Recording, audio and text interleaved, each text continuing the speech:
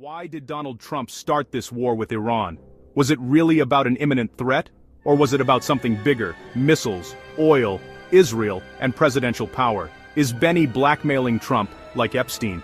Because the official story is one thing, but the deeper story. That's where this gets serious. As of March 26, President Trump is urging other nations, including China, Japan, South Korea, and NATO allies, to help secure the Strait of Hormuz during the war with Iran.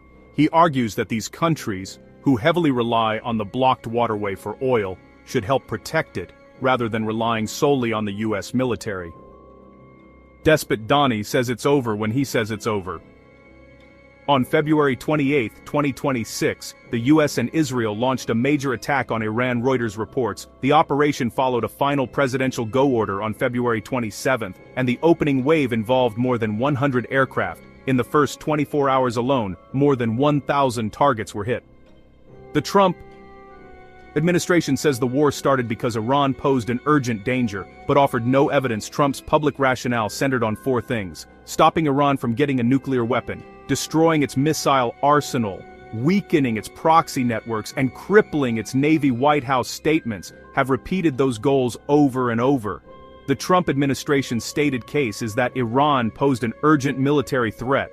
In the first 24-hour Pentagon fact sheet, CENTCOM said the operation began at the direction of the president and was aimed at dismantling Iran's security apparatus, prioritizing locations that posed an imminent threat.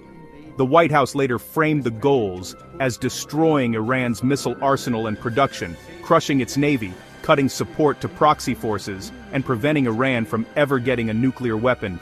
Reuters says Trump framed the strikes as a way to defend the American people by eliminating what he called imminent threats from Iran. He also argued that Iran's missile development threatened U.S. troops, bases, allies in Europe, and potentially the American homeland. So, on paper, the case was simple.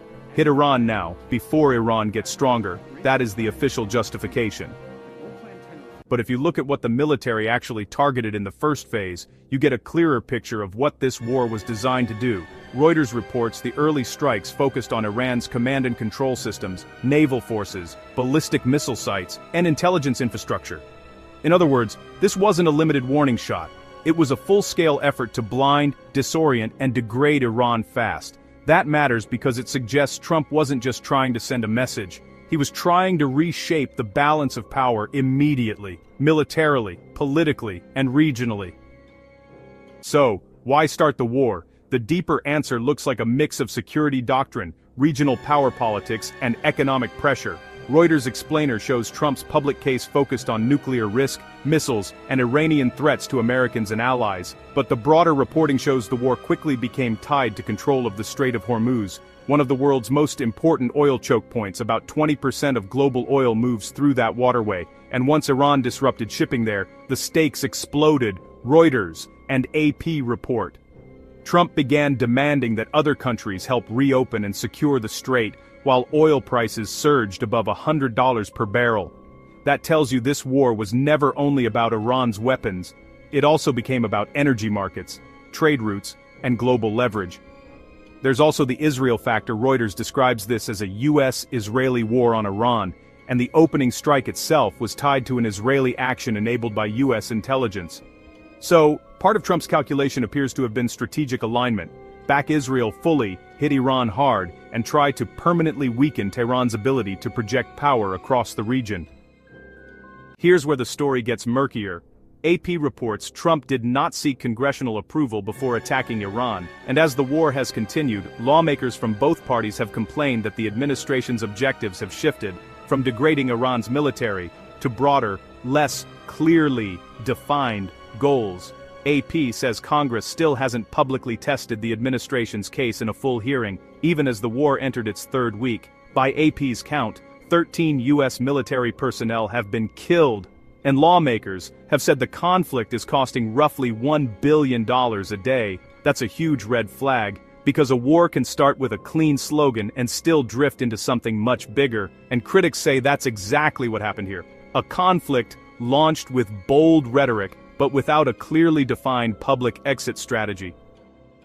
Reuters called this war the biggest foreign policy gamble of Trump's presidency. That's not just because of the military risk, it's because Trump campaigned as a leader who would avoid endless wars. Now he's presiding over a widening regional conflict that has divided even parts of his own base.